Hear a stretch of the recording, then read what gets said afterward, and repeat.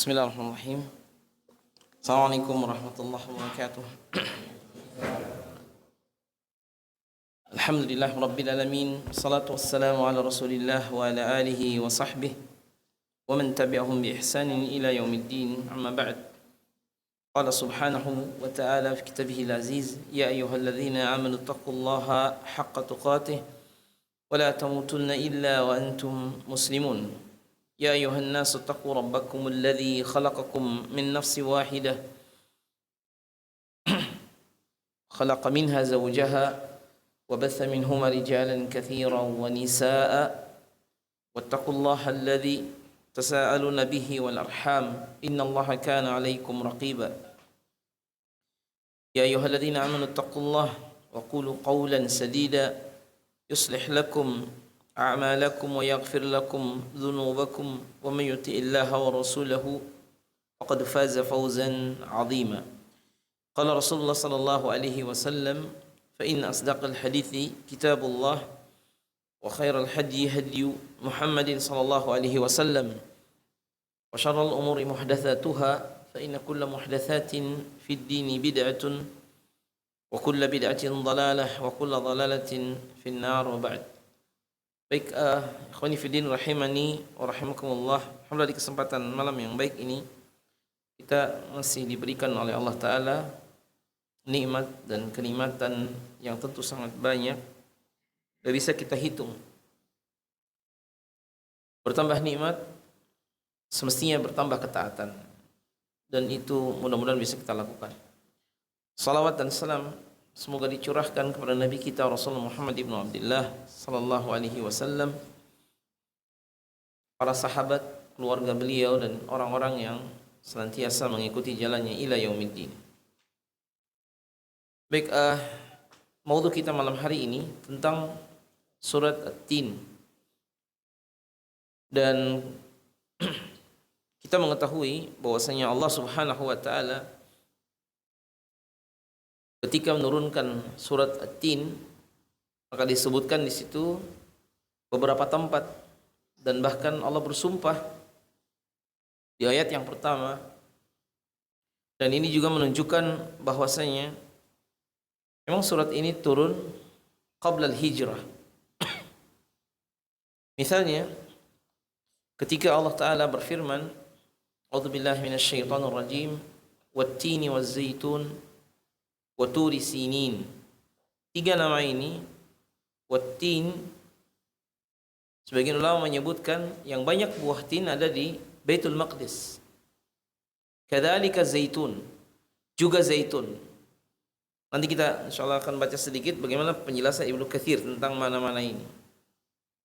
Kemudian wa turi sinin adalah bukit Tursina, wa turi sinin atau bukit Sinai, di mana Nabi Musa alaihissalam mendapatkan diajak bicara dengan Allah di bukit tersebut. Wa hadzal baladil amin. Kemudian setelah itu wa hadzal baladil amin, dan negeri ini negeri yang aman, maksudnya Makkah. Berarti sebagian ulama menyebutkan di antara Nabi dan Rasul, ulul azmi yang dipilih 5 orang, maka surat ini juga termasuk membuktikan bahwa ulul azmi minar Rasul disebutkan secara tersirat. Karena tempat-tempat tadi, ya, Baitul Maqdis, kemudian Tursina, dan juga negeri Makkah adalah tempat-tempat di mana ulul azmi minar Rasul diutus.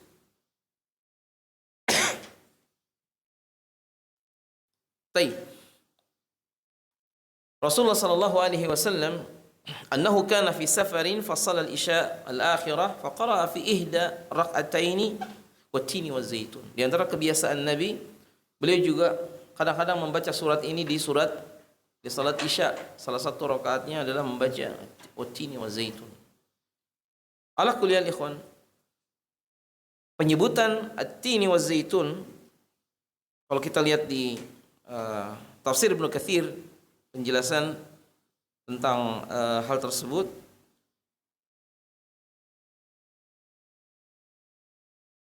Baik, wattini wa zaitun, kata beliau, al-qawlu fi ta'wil fi qawlihi jalla wa ala wattini wa zaitun, ikhtalafa ahlu ta'wil fi ta'wili at-tin wa zaitun, faqala ba'dhum, sebagian mereka atau menjelaskan at-tin, tin adalah yukal, apa yang dimakan, wa zaitun, zaitun, ya. Sebagaimana halnya juga di ayat yang atau di penjelasan yang berikutnya, wattini wa zaitun, ya. Apabila seorang menyebutkan wattini, apa-apa yang dimakan, bukan hanya buah tin, dan juga apa-apa yang juga ditanam, berarti bukan hanya buah dua macam itu saja. Sementara riwayat yang lain, kata Ikrimah, at-tin huwa at-tin wa zaitun alladhi ta'kulun. Apa-apa yang dimakan, dia adalah zaitun, sementara tin adalah buah tin. Jadi wattini wa zaitun dari jenis makanan yang ada. Walaupun kalau penyebutan nama tumbuhan tentu ada, buah tin ada, zaitun juga ada. Begitu juga dalam penjelasan yang lain, beberapa pendapat yang ada menyebutkan demikian. Intinya ikhwan sekalian, antara at-tin wa zaitun ada beda pendapat. Tapi secara umum dia adalah nikmat yang Allah berikan dari jenis buah-buahan yang ada. Faqila, sebagian lagi menyebutkan bahwasanya keutamaan dengan penyebutan nama tadi. Karena ketika Allah bersumpah wattini, demi buah tin, waz-zaitun, juga demi buah zaitun, maka setiap ada harful qasam di mana penyebutan setelahnya, maka dia sesuatu yang agung. Begitu juga dengan Bukit Tursina. Maka dari itu pendapat yang tadi, wallahu taala alam, ketika disebutkan bahwa wattini waz-zaitun, at-tin dan zaitun banyak di Baitul Maqdis. Wa turi sinin, dia Bukit Tursina, sebagaimana kisah Nabi Musa yang ma'ruf. Wa hadzal baladil amin, dia adalah Makkah al-Mukarramah. Intinya di surat ini ikhwan sekalian menunjukkan bahwasanya banyak nikmat yang Allah berikan yang tidak terputus kepada kita sekalian. Dan di ayat yang kedua ketika Allah berfirman, atau ayat ayat kedua, wa turi sinin, kita pun tahu bahwa Nabi Musa kisahnya sangat panjang. Salah satu kisahnya adalah beliau datang di bukit tersebut, Bukit Sinai, tempat Allah Ta'ala ketika berbicara dengan Nabi Musa, wa kallamallahu Musa takliman. Dan yang berbicara dengan Allah di dunia hanyalah dua orang. Pertama Nabi Musa alaihissalam ketika di Bukit Tursina, dan kemudian Nabi Muhammad SAW ketika beliau di Sidratul Muntaha. Hanya Allah yang tahu, dan tentunya setiap kita mengimaninya. Adapun jelas-jelasan dalam kitab Al-Quran, wa kallamallahu Musa takliman, adalah Allah dengan Nabi Musa alaihissalam. Adapun dalam tafsir Ibnu Katsir tentang penjelasan bahwasanya wa hadzal baladil amin, dan ini adalah negeri yang aman, hadza adalah isyarat, dan dia ditunjukkan negeri yang aman dimaksud adalah Makkah Mukarramah. Oleh karena itu sampai hari ini ikhwan, di antara amannya negeri Makkah itu termasuk aman dari Dajjal, sebagaimana juga Madinah. Bahkan dulu ada kisah salah seorang kaum Nabi Saleh yang dia termasuk yang terkena azab, kemudian kebetulan berada di tanah haram Makkah, ya kan? Dan azab tidaklah kena ke dirinya ketika masih di tanah haram. Setelah dia keluar tanah haram, baru dia terkena azab. Dan bukankah kita mengetahui bahwasanya tanah haram Makkah sampai sekarang ada, dan itu berlangsung sampai kiamat, atau mungkin bahasnya adalah pada saat segalanya termasuk Ka'bah akan dihancurkan, maka Itulah akhir dari keberadaan Islam, dan seorang mukmin akan meninggal ketika ada angin yang lembut yang mencabut nyawanya. Tetapi Allah Subhanahu wa taala sekali lagi menjadikan kiamat ketika orang-orang dalam keadaan syirarun nas, sejelek-jeleknya orang. Jadi oleh karena itu, idza mata al-mu'min faqad qama qiyamatuhu. Apabila seorang mukmin telah wafat, maka telah tegak kiamatnya. Baik, laqad khalaqnal insana fi ahsani taqwim. Disebutkan bahwa kata Imam Mujahid dan Abu Aliyah, kadzalika Al-Hasan Al-Basri wa Ibnu Zaid dan yang lain, bahwa sebaik-baiknya manusia itu yang diciptakan Allah. Laqad khalaqnal insana fi ahsani taqwim. Dengan bentuk paling baik adalah manusia. Makanya ketika seorang berkata kepada istrinya, anti taliq laula an takuna bi ahsana min al-qamar, engkau akan saya cerai kalau engkau tidak lebih baik dari bulan. Kemudian istrinya mengadu kepada seseorang qadhi, katanya, kalau gitu engkau telah mencerai saya. Akhirnya keduanya datang ke qadhi tadi menanyakan, sang qadhinya juga bingung yang pertama, lalu datang ke yang kedua. Kesimpulannya adalah talaknya engkau tidak jatuh kepada istrimu, karena suaminya mengatakan, anti talik, engkau saya cerai, lau lam takun bi ahsana minal qamar, kalau engkau tidak bisa lebih baik dari bulan. Maksudnya lebih indah dari bulan. Walaupun istrinya, afwan, misalnya wajahnya tidak baik, dibandingkan bulan, mana yang lebih baik?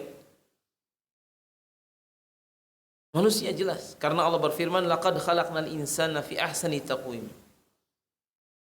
Antum dan saya salat di sebelah kanan kiri kita orang Afrika. Apakah antum dan saya lebih baik dari dia? Tidak. Sekarang kita ke kebun binatang, ikhwan. Kita duduk sebelahan dengan monyet. Mana yang lebih baik? Cari monyet yang paling tampan. Manusia tetap lebih baik. Makanya para ulama menyebutkan la tuqabbih, berdasarkan hadis Nabi, hadis Muawiyah bin Haida. Di antara hak suami dari istri, hak istri dari suami, jangan mengatakan qabbahakillah, semoga Allah jelekan wajahmu. Karena seorang yang mengatakan begitu berarti apa? Dia menghina sang pencipta wajah. Tidak boleh mengatakan semoga Allah jelekan wajahmu. Termasuk juga, ikhwan, dari sini sebagai dalil yang lain, kenapa mulakamah diharamkan. Mulakamah tahu apa mulakamah? Mulakamah itu tinju. Memukul wajah. Bukankah tinju itu yang dipukul wajah? Iya apa enggak? Atau mungkin ada tinju yang bukan wajah yang dipukul. Rata-rata kalau tinju, ikhwan, wajah yang diarah, enggak. Pada ada larangan memukul wajah. Kalau misalnya dia bilang, saya memukulnya dengan ikhlas, bisa nggak jadi alasan? Enggak, ya kan? Jadi, wallahu ta'ala alam, faqala Abdullah ibnu Abbas wa Ikrimah kadzalika ibnu Jarir yaqulun, mereka semua menyebutkan bahwa manusia tercipta dengan bentuk sangat baik. Bismillah. Makanya tidak boleh seorang mencela yang lain. Innallaha la yanzuru ila suwarikum walakin yanzuru ila qulubikum wa a'malikum. Kemudian ucapan Allah Subhanahu wa taala, kita coba lewat beberapa bagiannya. Laqad khalaqnal insana fi ahsani taqwim. Dari sini menunjukkan, apakah dengan demikian kan di ayat ini tidak ada penyebutan jin, Ya kan? Apakah jin penciptaannya juga lebih baik dari manusia? Zahirnya adalah manusia lebih baik dari jin. Dan bahkan ketika ada pertanyaan, baik mana antara manusia dengan malaikat? Jawabannya, kalau manusia yang seperti Rasulullah, maka manusia lebih baik dari malaikat. Kalau manusianya kayak kita orangnya, nah ini masalah, ya kan? Kalau seperti kita, ya tentu para malaikat lebih baik. Tapi ucapan laqad khalaqnal insana fi ahsani taqwim ini sebagai satu dalil yang sangat jelas bahwa setiap kita tidak boleh kemudian mencela orang lain, apalagi mengejek, sukhriyah atau juga menggibahnya hanya dalam urusan penciptaan. Termasuk ikhwan, ada hukum tertentu tentang orang difabel, orang cacat.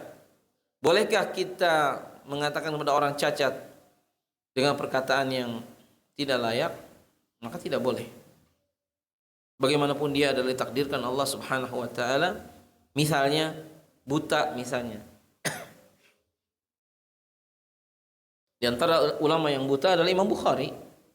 Kita tahu, tapi waktu kecil saja.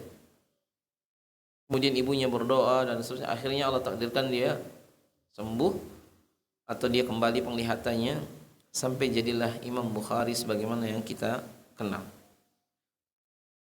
Faqala Ibnu Taimiyah fahakama 'ala an-naw'i kullihi wal ummatil insaniyyati jami'iha bil khasarati was sufuli ila al-ghayati ila al-mu'minin as-salihin.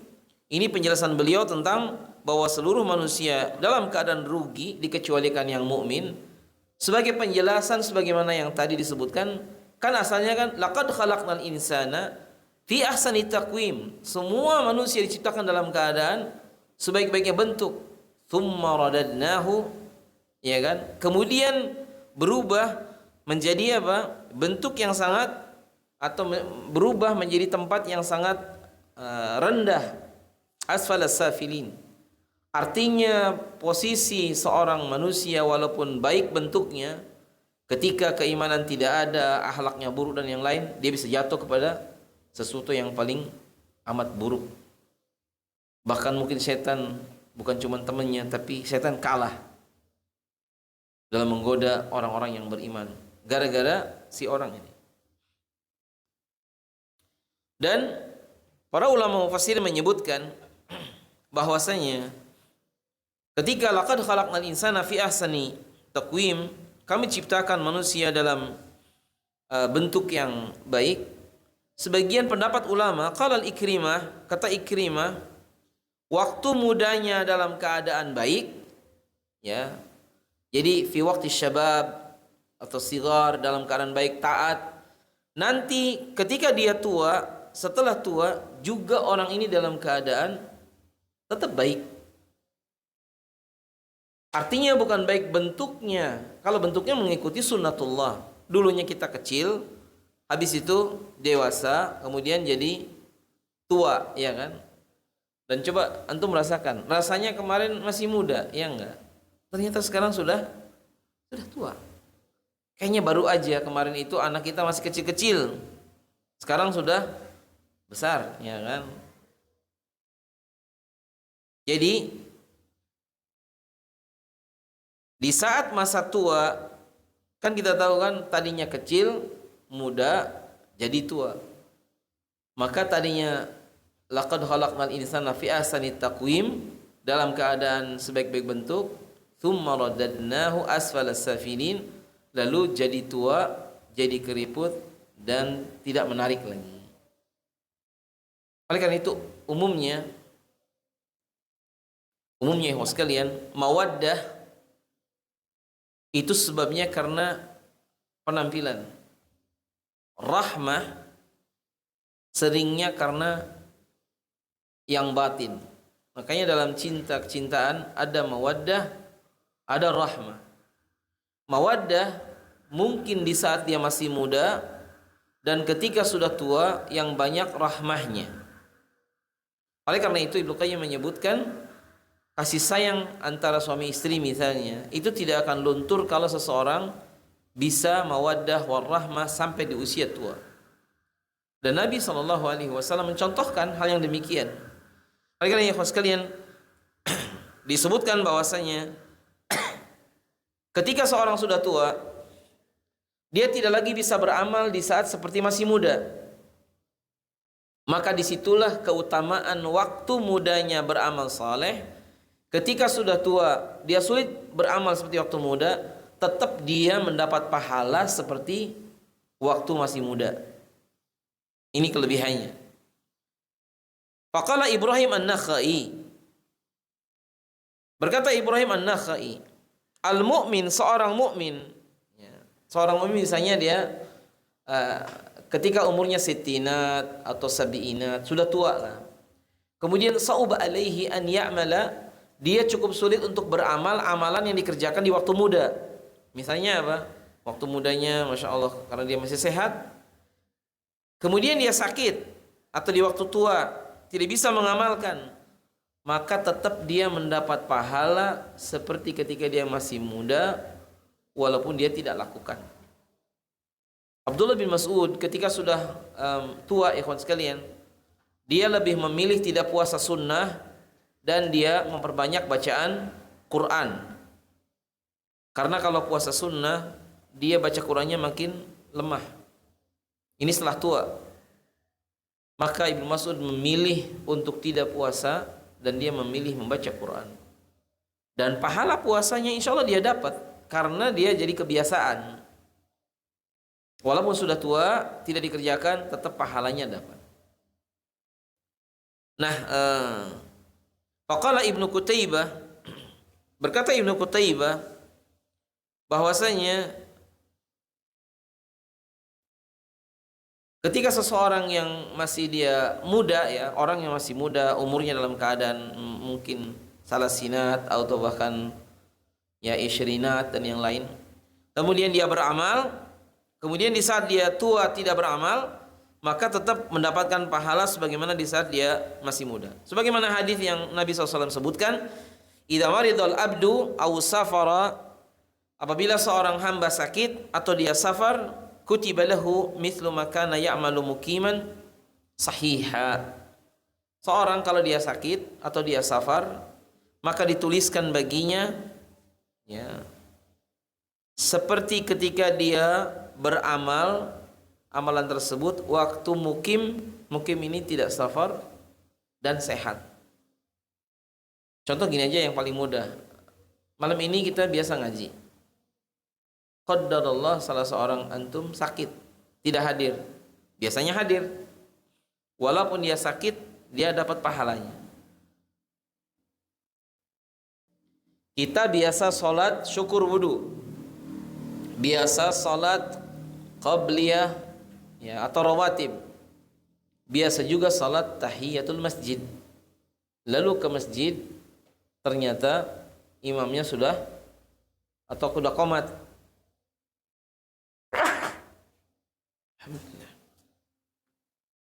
Ternyata sudah qomat. Apakah dia mendapatkan pahalanya? Jawabannya dapat, walaupun tidak dikerjakan. Bahkan Syekh Albani membolehkan kalau waktunya ada 2 rakaat dengan 3 niat. Seorang wanita, dia ingin dan memang terbiasa puasa Arafah. Ternyata di hari tersebut dia haid. Orang haid tidak boleh puasa. Dan puasa Arafah tidak diqadha karena dia tidak wajib. Apakah dia dapat pahala puasanya? Jawabannya dapat, walaupun dia tidak puasa. Itulah adilnya Allah Subhanahu wa ta'ala. Oleh karena itu ikhwan, di antara hal yang diperintahkan oleh Nabi SAW, kita tuh berlindung dari 4 hal. Pertama kata Nabi, Allahumma inni a'udzu bika minal kasal. Maksudnya berlindung pada Allah dari 4 hal. Kita berlindung pada Allah dari malas. Sampai malas beramal saleh yang itu dibutuhkan untuk dirinya. Itu pun malas. Yang kedua ikhwan, wa udzubika minal jubn, Dan kita berlindung kepada Allah dari juban. Sebagian menyebutkan bahwa juban ini adalah qalbun dhaif, hati yang lemah, tak punya keinginan, tak punya ham. Ham itu cita-cita. Jadi mungkin bahasanya apa ya? Kalau sebagian menyebutkan juban itu ya kayak stagnasi begitu ya. Ya Allah taala alam. Kemudian termasuk juga wa adzubika minal haram. Aku berlindung pada engkau dari al-haram. Al-haram ini adalah sebagian menyebutkan haram itu pikun. Sebenarnya kan kata Nabi kan likulli da'in dawa. Setiap penyakit ada obatnya, alimahu man alimahu wa jahilahu man jahilah. Yang tahu akan tahu, yang enggak tahu enggak akan tahu. Illal haram, kecuali penyakit satu yang enggak ada obatnya, dia adalah haram. Sebagian penerjemah mengartikan itu pikun. Tapi mungkin yang lebih tepat bukan pikun. Karena pikun juga ada obatnya sekarang ya. Maksudnya di sini adalah sakit mau meninggal, itu haram. Jadi sakit yang mau meninggal nggak akan bisa dilawan, dia pasti akan terjadi. Di antara masalah haram ini adalah penyakit tua, di mana dia sulit beramal. Sulit beramal maksudnya seseorang tidak sebagaimana ketika dia muda. Dulu mau ngaji sana sini gampang, setelah tua diajak berdiri pusing, duduk juga pusing, dan seterusnya. Dan adapun yang keempat, wa a'udzubika minal bukhl, dan aku berlindung pada Allah dari sifat bakhil. Bakhil ini kikir. Oleh itu ikhwas sekalian, ketika seseorang laqad khalaqnal insana fi ahsani taqwim tsumma radadnahu asfala safilin, pada saat kita muda usahakan sebaik mungkin supaya di saat kita tua pun Allah Ta'ala berikan kemudahan untuk melakukannya. Dan ternyata para sahabat walaupun usianya sudah tua-tua, mereka baca Qur'annya banyak. Imam Syafi'i ketika menyebutkan saya hatam Quran 1 bulan 60 kali. Berapa usia Imam Syafi'i waktu itu? Sudah tua juga. Jadi masalahnya adalah bukan tua atau muda, tapi umumnya siapa yang terbiasa dari muda ketaatan, maka insya Allah di saat dia tua pun dalam keadaan taat dan dia bisa lakukan. Ucapan Allah Subhanahu wa taala, "Fama yukadzibuka ba'du bid-din?" Apakah yang menyebabkan engkau mendustakan atau kalian mendustakan adanya Yaumuddin, hari pembalasan? Kata Syekh Imam As-Sa'di, ada orang-orang yang mengingkari hari pembalasan. Dan hari pembalasan nama lain dari Yaumul Qiyamah. Jadi yang diingkari sebenarnya satu paket. Kalau orang mengingkari hari kiamat, itu berarti mengingkari alam kubur, mengingkari mahsyar, mengingkari mizan, mengingkari sirat, mengingkari al-jannah, mengingkari an-nar. Ditolak semua atau tidak ada yang diyakini. Oleh karena itu, kalau misalnya Allah Ta'ala berfirman, apa yang menjadikan seorang mendustakan? Tiada lain kecuali karena kesombongan saja. Alaihissallahu biahkamil hakimin, dan Allah adalah zat yang maha hakim yang sangat adil, menetapkan segala sesuatu dengan bijak, dan Allah maha hakim. Oleh karena itu, kalau misalnya seseorang dia di dunia katakanlah berbuat bijak, aslinya itu karena mengikuti apa yang Nabi perintahkan, sebagaimana juga Allah Ta'ala memiliki nama tersebut, Al-Hakim. Dan sebuah kejelekan kalau kemudian seseorang mengatakan Allah tidak adil, seperti ucapan Mu'tazilah dari kalangan Qadariyah, ya, An-Nufat. Jadi mereka begini dialognya. Kata mereka, kalau Allah menciptakan kesesatan, lalu si fulan diciptakan dalam keadaan sesat, lalu dia dihalangi dari hidayah, lalu dia dimatikan, lalu dia diazab, lalu apa kata mereka? Apakah Allah adil? Nah, ini jebakan yang kalau akidah kita tidak lurus akan salah jawabannya. Sekarang ikhwan, Allah adil tidak menetapkan Abu Lahab dan istrinya akan masuk neraka padahal keduanya masih hidup? Jawabannya sangat jelas, Allah adil.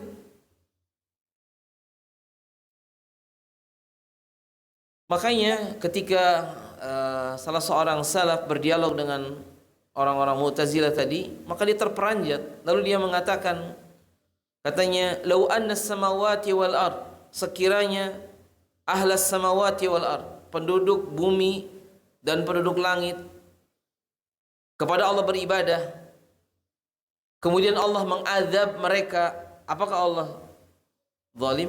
Tidak zalim. Yang zalim itu adalah mengambil sesuatu yang bukan miliknya. Bumi dan seisinya milik dia. Sekarang ikhwan, kalau saja saya dan antum malam ini dimatikan, apakah Allah zalim? Tidak. Sekarang kalau hidayah dicabut dari kita, semoga tidak terjadi, apakah Allah zalim? Tidak zalim.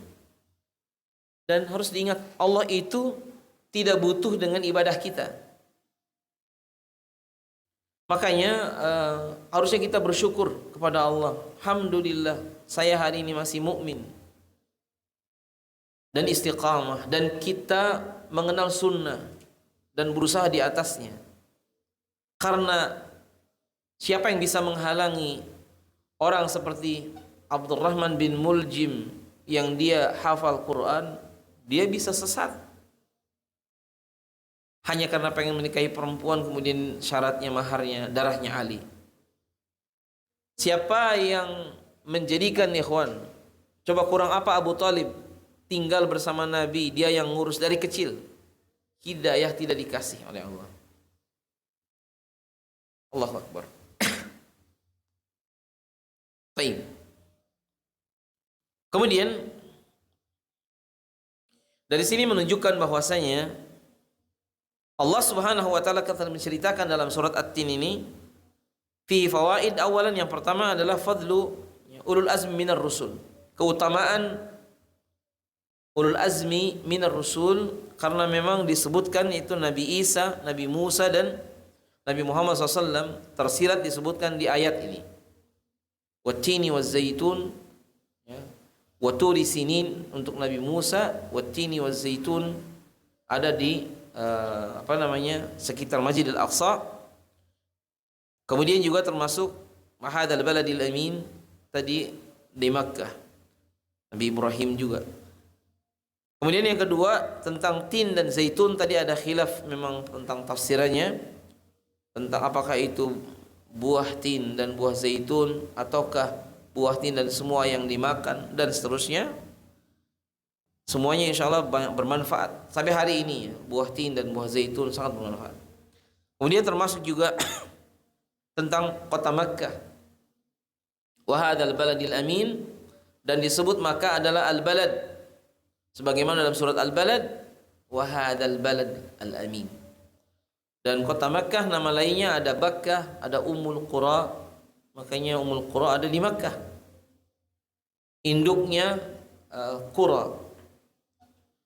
Dan maziyah atau keutamaan yang lain banyak juga, misalnya terhindar dari Dajjal. Bahkan iman akan kembali ke dua kota tersebut, Makkah dan Madinah, sebagaimana ular masuk ke dalam lubangnya.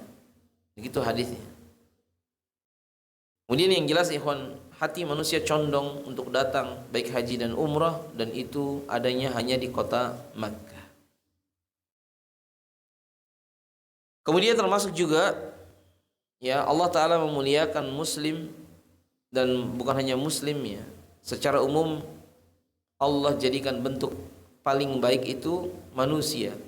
Hatta dia muslim, hatta dia orang kafir, bentuknya diciptakan baik. Akan tetapi sekali lagi, baiknya bentuk tidak otomatis menjadi baiknya kedudukan dia di hadapan Allah.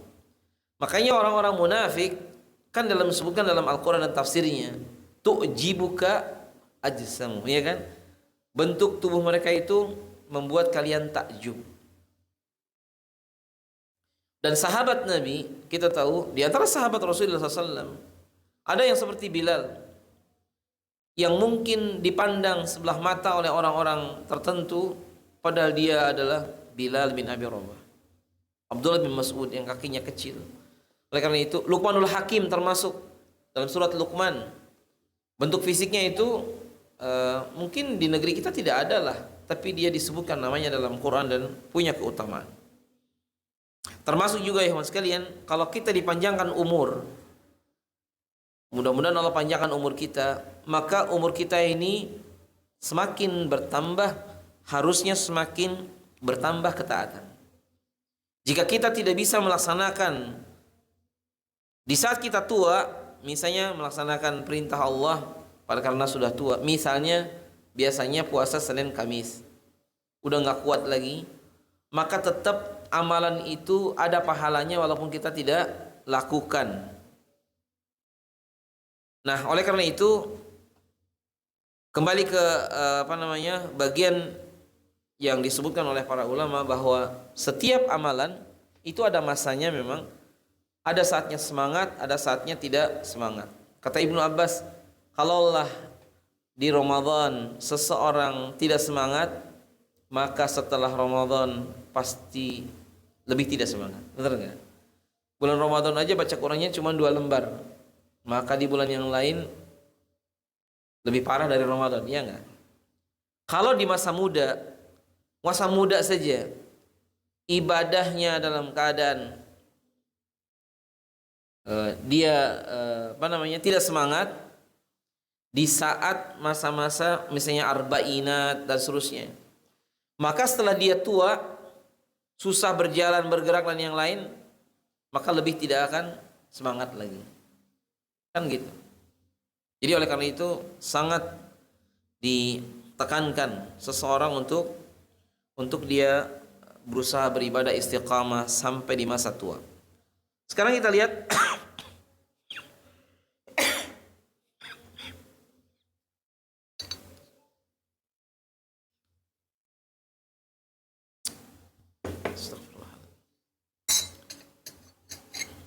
Faqala al-Qurtubi, berkata Imam Qurtubi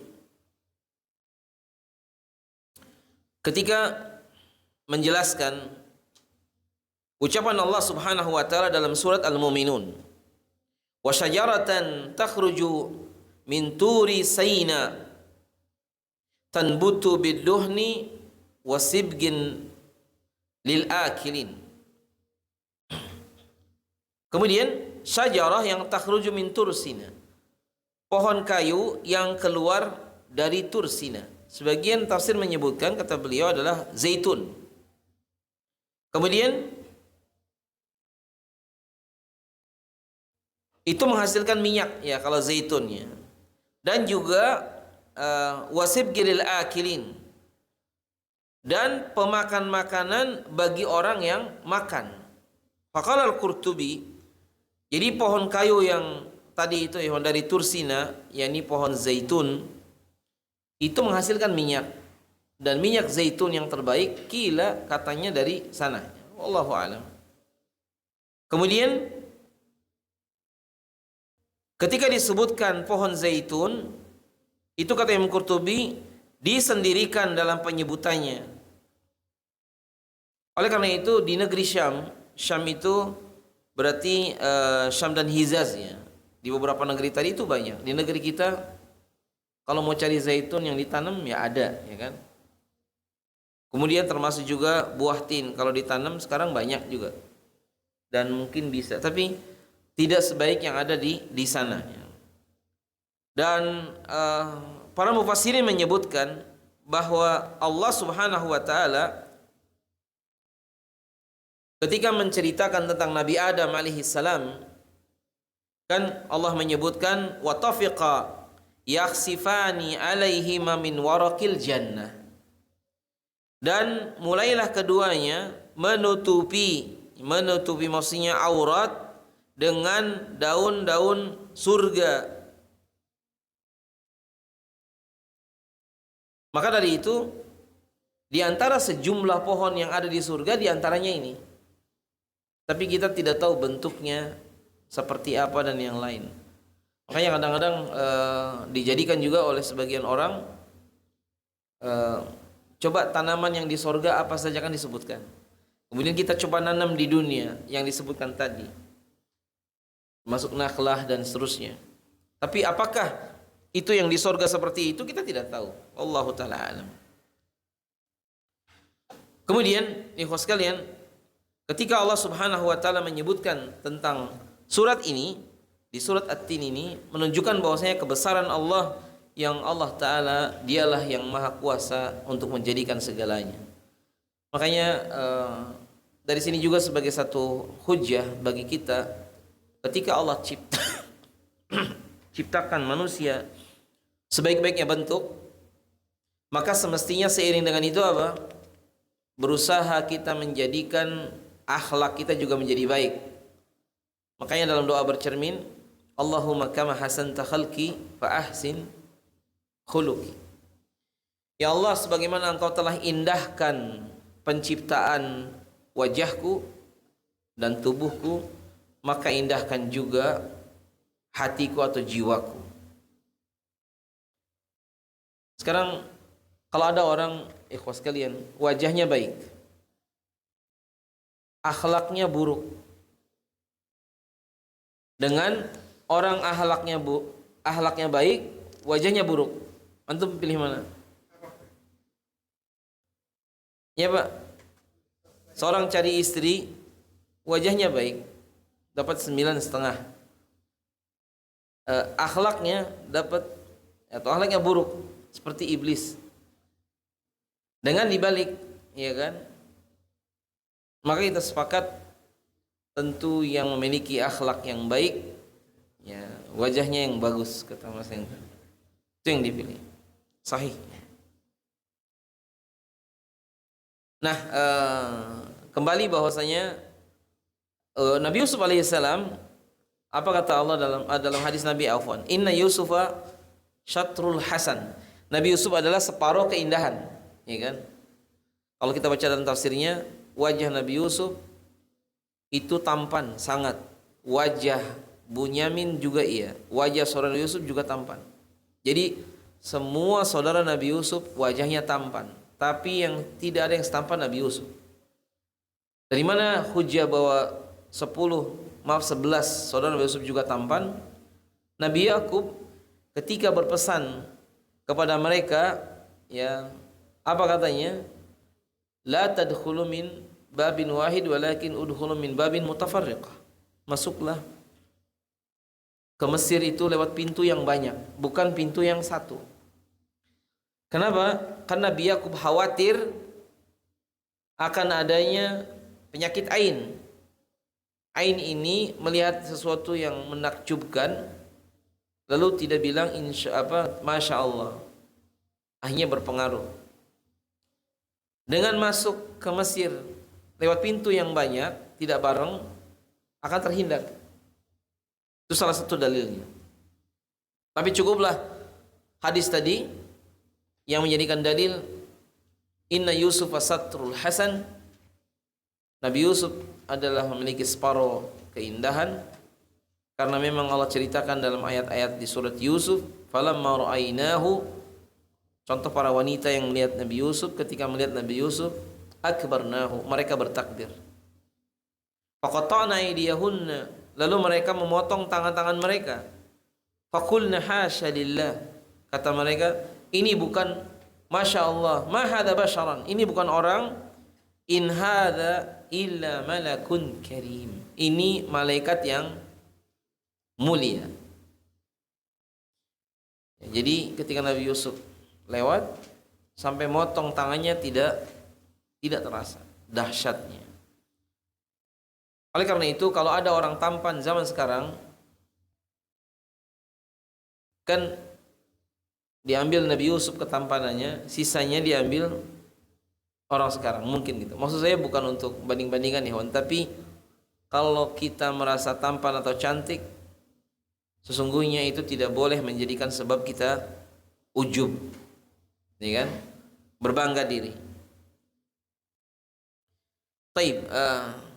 Sementara Makkah Al-Mukarramah, ketika Nabi Ibrahim alaihissalam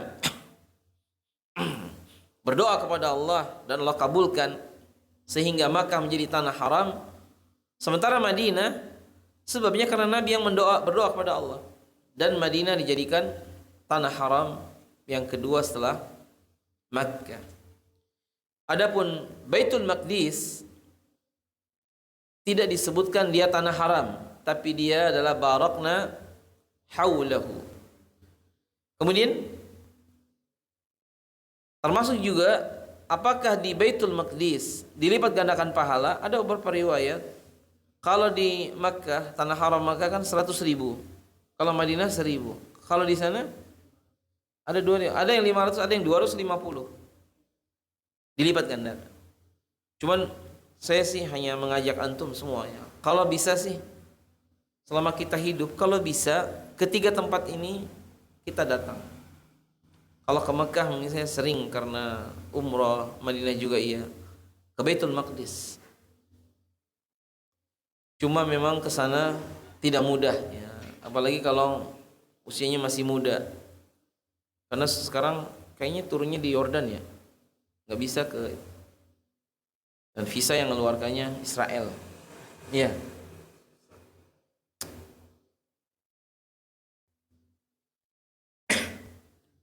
Nah, oleh karena itu ketika Allah Ta'ala menakdirkan dipilihnya Makkah dan Madinah, menunjukkan bahwa dua tempat ini punya keutamaan. Dan penyebutan dalam surat At-Tin tentang Makkah bukan berarti meniadakan Madinah. Makanya tadi disebutkan memang ini Makkiyah ayatnya. Dan Allah Subhanahu wa taala memberikan secara khusus untuk Makkah dan Madinah maziyah, keutamaan. Fadl ya. Makanya tidak bisa digantikan oleh yang lain. Oleh karena itu perlu kita yakini dalam hati kita bahwa setiap kita usahakan untuk terus ya, berusaha untuk mencintai ya dua kota ini, bukan saja mencintainya tapi juga berusaha untuk mendatanginya, dan tentu setiap kita merindukannya. Baik, saya bacakan tambahan dari yang Ustaz Firanda. Ketika Allah Subhanahu wa taala menyebutkan walladzi nafsi Muhammadin biyadihi la yasma'u bi ahadun min hadhihi al-ummah yahudiyyun wala nasraniyyun thumma yamutu wa lam yu'min billadzi ursiltu bihi illa kana min ashabin nar. Dan hadis ini adalah hadis yang sudah semuanya kita faham ya, bahwa Nabi Muhammad SAW mendakwahkan termasuk pada Yahudi dan Nasrani. Siapa yang menolak, tidak mau masuk Islam, hatta Yahudi atau Nasrani, dan meninggal dalam keadaan demikian, tidak beriman kepada yang Nabi bawa, maka dia akan masuk ke dalam neraka. Dari sini menunjukkan bahwasanya Yahudi dan Nasrani ya, bukanlah Muslim. Kalau meninggal dalam keadaan tidak beriman kepada Rasulullah SAW, maka dia akan masuk ke dalam neraka. Sahih mereka ahli kitab. Adapun orang-orang yang dahulu sebelum risalah kenabian datang, mungkin mereka dalam keadaan beriman kepada risalah Nabi Isa alaihissalam. Tapi setelah Nabi SAW datang, maka tidak lagi seperti itu. Jadi intinya ikhwan sekalian, penyebutan tiga tempat yang tadi menunjukkan juga keutamaan dari ulul azmi minar rusul, baik itu Baitul Maqdis, kemudian termasuk juga Bukit Tursina, dan termasuk juga Makkah Al-Mukarramah. Dan Allah Subhanahu wa taala ketika menciptakan makhluk dalam keadaan indah, pernah dibahas oleh salah seorang syekh yang mengisi daurah ikhwan. Kata beliau begini, coba bayangkan antum sekiranya jadi binatang, misalnya jadi kucing, misalnya ya, kita bersyukur kita tidak jadi kucing. Atau saya dan antum jadi monyet, alhamdulillah kita jadi orang, ya kan? Dan alhamdulillah kita jadi muslim, jadi orang. Coba kalau bayangkan jadi orang kafir. Dan kita bersyukur, bukan cuma muslim, kita mengenal sunnah, ya kan? Dan bukan cuma itu ya kawan, kita berusaha untuk istiqamah di atas sunnah Nabi SAW. Ini nikmat yang besar. Waktu saya ingin mengingatkan antum, pegang ya hidayah ini, jangan sampai lepas. Kita terus berdoa kepada Allah Ta'ala supaya kita mendapatkan hidayah selalu sampai kita diwafatkan. Pada akhirnya ya sekalian, kalau kita lihat surat At-Tin ini memang mengingatkan kita terhadap nikmat yang banyak, termasuk juga tadi ya kan disebutkan ajr atau pahala yang ghairu mamnun, yang tidak akan terputus. Bagi siapa itu?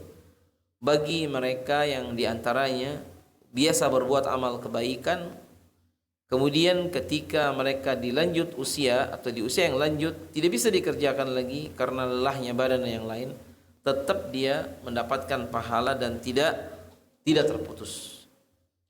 Sebagaimana yang tadi kita sebutkan, orang yang sakit atau orang yang safar, padahal dulunya biasa melakukan kebaikan, amalan tadi, tetap dia dapatkan pahalanya. Termasuk juga yang seorang yang sudah tua. Makanya membayar fidyah bagi orang yang sudah tua ketika tidak mampu puasa dibolehkan. Apakah pahala puasanya hilang? Tidak hilang. Pahala puasanya tetap dapat walaupun dia bayar fidyah. Tentu hanya Allah yang tahu berapa jumlah pahalanya. Yang jelas setiap kita ya akan mengalami, kalau kita semakin hari makin tambah umur, berarti kita semakin tambah tua, ya kan? Dulu naik tangga lancar, sekarang naik tangga mulai susah. Berarti Anda dan saya sudah umurnya udah dipanjangkan. Jadi tidak pantas di saat sudah usia tua ternyata perbuatannya perbuatan yang tidak layak dilakukan. Maka jadilah seperti orang yang ada pada para sahabat Nabi, mereka bertambah usia, bertambah kebaikan, dan itu yang diharapkan. Baik, kayaknya ini aja yang bisa disampaikan kesempatan malam hari ini ya. Afwan kalau ada hal yang kurang ini ya. Sebelum diakhiri, tafadhal kalau ada yang mau tanya.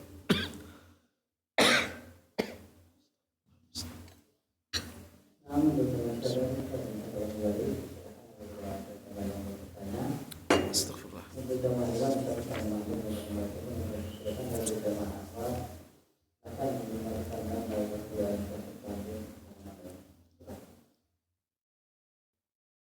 Ya, fadhal.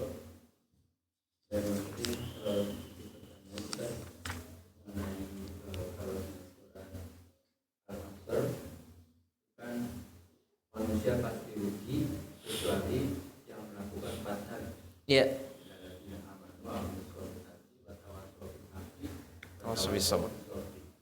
kalau di surat At-Tin ini kan cukup dengan 2 illalladzina amanu wa amilus solihati sudah mendapatkan walahum ajrun ghairu mamnun. Ya. Mungkin bisa ada penjelasan. Ya, pertama di Al-Asr ini alif lamnya istighraqiyah, ya kan? Innal insana fi khasarah. Artinya setiap insan lafi khusrin itu semuanya rugi. Kaya, miskin, ya, kemudian tua, muda, semua khasarah. Illa arba'a khaslah, kecuali 4. Illal ladzina amanu wa amilus salihat tawassaw bil haqq tawassaw bis sabr. Dan 4 ini berkaitan. Walaupun kita minimal salah satunya kita masuk. Tapi kalau masuk salah satunya tidak mungkin meninggalkan yang lain. Contoh, kalau kita beriman, maka kita akan pasti beramal soleh. Karena iman menarik amal soleh. Dan amal soleh dibilang soleh, syaratnya iman. Makanya kalau ada orang kafir beramal baik, bukan amal soleh. Baru setelah dia muslim, jadi amal baik. Ada seorang pimpinan perusahaan non-muslim mengumrohkan karyawannya. Saya cuma bilang sama karyawan yang diumrohkan, ayo mumpung di sini, ayo berdoa. Semoga dia masuk Islam. Diumrohkan banyak beberapa orang. Dan didengar, setelah itu 2 bulan setelah itu pimpinannya udah masuk Islam. Berarti kebaikan dia dikumpulkan dari dulu-dulu, kejelekannya baru 0, masih 0. Adapun tawassabil haq, memang itu tuntutan dari amalan saleh, dia pasti akan menasihati dalam kebaikan. Dan itu dakwah. Seorang mukmin pasti berdakwah. Antum dan saya walaupun kesini, diam saja di sini, itu bagian dakwah. Misalnya kita pakai bajunya yang baik, itu juga bagian dakwah. Jadi dakwah bukan hanya dengan lisan. Adapun sabar memang ada dalam dakwah, harus sabar. Dan kalau akidahnya benar, amalan solehnya benar, dakwahnya ikhlas, pasti dia sabar. Jadi yang dikecualikan dari kerugian itu 4 bagian ini. Dan setiap orang yang masuk surga punya sifat 4 ini. Dan ikhwas sekalian, kita berusaha untuk masuk di 4 bagian ini. Adapun dalam surat At-Tin, orang-orang yang beriman dan beramal saleh, lahum ajrun ghairu mamnun, bagi mereka pahala yang tidak terputus, karena ghairu mamnun ghairu munqati'. Salah satu tafsirnya tadi, kalau mereka yang beriman dan beramal saleh terus dikerjakan, mereka tidak terputus walaupun dengan usia. Amalan saleh ada yang mengalir, jariyah namanya. Kebaikan contohnya, Khadijah ini sebagai contoh. Khadijah wanita yang satu-satunya dapat salam dari Jibril dan dari Allah. Karena Jibril mengatakan bahwa Allah menitip salam kepada Jibril untuk Khadijah. Wa minni, dan salam dari saya. Kata Jibril, ya Rasulullah, akan datang ya Khadijah, wa ma'ahu idam, dia akan bawa lauk, ya maka minuman ataupun ta'am wa syurb, makanan dan minuman. Faida ya atatka, kalau dia datang, faqul, dikatakan kepadanya salam min rabbiha, dari Rabbnya, wa minni, dan dari saya. Ringkas cerita ikhwan, ibunda Khadijah meninggal. Khadijah adalah wanita yang terbaik dari para wanita di surga. Kata para ulama, karena Khadijah wanita pertama yang beriman kepada risalah Nabi, semua kebaikan wanita zaman sekarang, semua akhwat, pokoknya semua kebaikan wanita sampai kiamat, maka Khadijah mendapatkan pahala bagian dari pahala orang-orang yang mengikutinya. Itu Khadijah. Juga Abu Bakar, karena awalu man yu'min birisalatin Nabi minar rijal, Abu Bakar. Man sana sunatan hasanah, maka dia mendapatkan pahala tambahan dari pahala yang lain. Adapun korelasi yang tadi, kan keutamaan di sini disebutkan lahum ajrun ghairu mamnun, sementara yang di surat Al-Asr dia dikecualikan dari khasarah atau kerugian secara umum, bahwa pahala yang mengalir terus itu diberikan Allah Subhanahu wa taala karena Allah sangat murah dan hanya Allah yang tahu dilipat gandakan sebegitu banyak kepada siapa yang dia kehendaki. Makanya tadi di awal kita menyebutkan apa? Kalau kita beribadah bukan karena ibadah kita ya kawan, kita masuk surga. Bukan hanya ibadah kita saja. Sahih Allah perintahkan kita beribadah, lalu kemudian Allah lipat gandakan pahala, betul. Dan Allah yang memasukkan seorang ke surga dengan izinnya. Jadi makanya saya dan antum sekarang mencari amalan yang kira-kira Allah ridha. Masalah jumlah banyaknya pahala atau ini tuh, itu lain masalah. Gimana caranya Allah ridha? Karena kalau modal ikhlas-ikhlasan, kita nih belum pantas masuk surga. Kalau tukar-tukaran, nih Anda begini, ini begini, dapat surga, nggak layak. Tapi karena Allah yang memasukkan, itulah yang kita harap. Jadi korelasi yang lainnya mungkin nanti bisa dicari juga dalam tafsir yang lain, tapi secara umum bahwa surat Al-Asr memang itu dikecualikan dari kerugian, dan bukan berarti ini 4 kenapa di sana 2 ya. Sebetulnya sama saja ya. Karena kalau orang beriman dan beramal soleh pasti dia akan juga berdakwah dan bersabar. Allahu a'lam bishawab. Cukup? Ya ada Pak, silakan. Assalamualaikum warahmatullahi wabarakatuh. Itu disebutkan Waalaikumsalam warahmatullahi wabarakatuh. bahwa kebiasaan waktu muda itu akan terbawa kalau sudah tua walaupun tidak mengerjakan. Kecuali taubat. Ya, kecuali kalau dia bertobat. Ya, lanjut.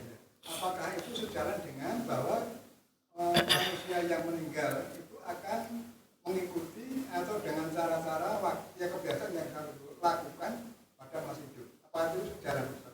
Mohon penjelasan. Terima kasih. Wassalamualaikum warahmatullahi wabarakatuh. Ya, Assalam. Allah pertama, Allah Maha Adil. Allah tidak akan menghukum sesuatu kecuali dengan hikmah yang Allah telah tetapkan. Dan Allah Maha tahu. Si fulan dahulunya misalnya dia tukang sihir. Ternyata 5 menit ketemu Nabi Musa, lalu jadi beriman, lalu masuk surga. Bukan berarti kesimpulan kita, tuh kalau gitu boleh tukang sihir dulu, nanti 5 menit sebelum meninggal masuk Islam. Ya silakan kalau bisa, ya kan? Itu kan masalahnya kita tahu akhirnya. Kemudian masalah tadi masa muda, kan ada istilah di kita, mudanya poya-poya. Gimana? Mudanya sia-sia. Mudanya poya-poya, tuanya kaya raya, matinya masuk surga. Bisa nggak kayak gitu? Semua yang masuk surga, tidak ada yang hura-hura ya begitu. Intinya mereka orang-orang yang serius. Bahkan kalau kita lihat karena penduduk surga itu, pertama Allah sudah ketahui siapa orang-orangnya. Yang kedua, seorang dimatikan sesuai dengan amalannya. Adapun yang tadi Bapak sampaikan, di waktu muda memang itu berpengaruh. Makanya pertanyaan di mahsyar itu kan ya syababika ya. Dari masa mudanya, umur disebut, masa muda disebut. Padahal umur itu bagian umur diantaranya masa muda. Tapi karena pentingnya masa muda. Ada seorang ustadz yang sudah wafat. Beliau menyampaikan dalam ceramahnya, saya menyampaikan apa yang beliau sampaikan. Ketika sudah tua, kata beliau, mata diajak baca Quran 10 menit langsung ngantuk. Maka di mana kedua matanya ketika dahulu masih muda? Karena kalau mudanya biasa beribadah, nyatanya para sahabat juga di saat sudah tua tetap dia bisa. Kemudian orang seperti kita kadang-kadang berat melaksanakan satu amalannya. Mungkin belum terbiasa di waktu muda untuk melaksanakan amalan tadi. Amalan ibadah maksudnya. Tapi sekali lagi tadi kenapa dikecualikan taubat? Iya. Orang yang masa lalunya buruk, yang penting dia hari ini ke depan. Itu ya. Adapun yang lewat, udah lewat. Biarkan. Kita tinggal taubat. Apakah di akhirat tadi ada kesesuaian antara yang masa muda tadi? Insya Allah catatannya semuanya ada ya Pak. Catatan saya, antum dan semua ada. Dan Allah Ta'ala akan mengampuni kita kalau kita bersalah. Walaupun ada khilaf, apakah catatannya masih ada kemudian diampuni atau hilang kejelekannya, semuanya yang baik-baik. Wallahu a'lam. Kemudian yang ketiga sebagai catatan tadi, bahwa kalau masa muda sudah lewat, sekarang katakanlah kita sudah masa tua, sisa umur kita ini kita perbaiki, itu aja. Bagi antum yang masih muda, ya tentu ujiannya beda, dan ya silakan supaya seperti Abdullah bin Abbas lah, usia muda tapi orangnya sudah dewasa banget ya. Jadi intinya beribadah. Makanya dalam hadis 7 golongan yang dinaungi itu ya kan disebutkan ada seorang pemuda yang dia itu apa? Nasya'a fi ibadatillah. Sibuk beribadah kepada Allah. Jadi bukan sibuk hura-hura sebagaimana yang tadi, beribadah kepada Allah. Jadi ada hari ini orangnya tua tapi kayak muda. Ada juga orang yang muda tapi tua. Bukan wajah ya, bukan. Maksudnya orang yang muda tapi dia Masya Allah, seperti orang tua. Saya lihat beberapa yang hadir di majelisnya, misalnya Syekh Abdul Razak yang di Madinah itu. Dari umur mereka banyak yang muda. Tapi haibahnya itu seperti orang yang sudah tua. Wibawanya itu. Jadi serius, kemudian juga pokoknya itulah.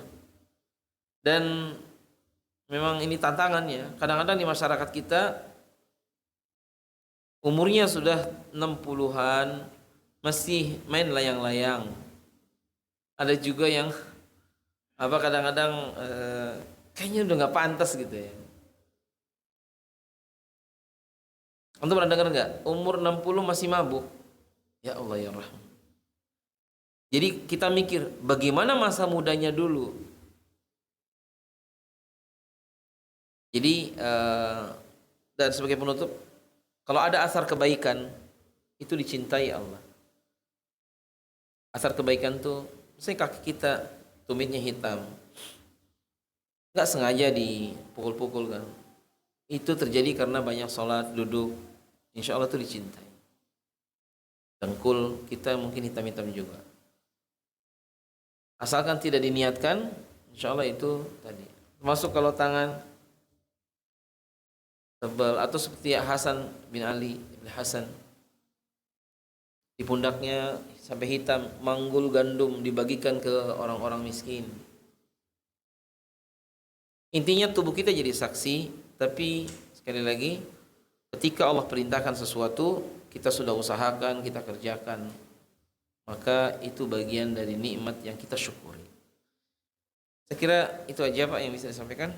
Mohon maaf kalau ada yang kurang berkenan, dan kita akhiri subhanallah wa bihamdika asyhadu an la ilaha illa anta astaghfiruka wa atubu ilaik. Sallallahu alaihi wa sallam. Wassalamualaikum warahmatullahi wabarakatuh.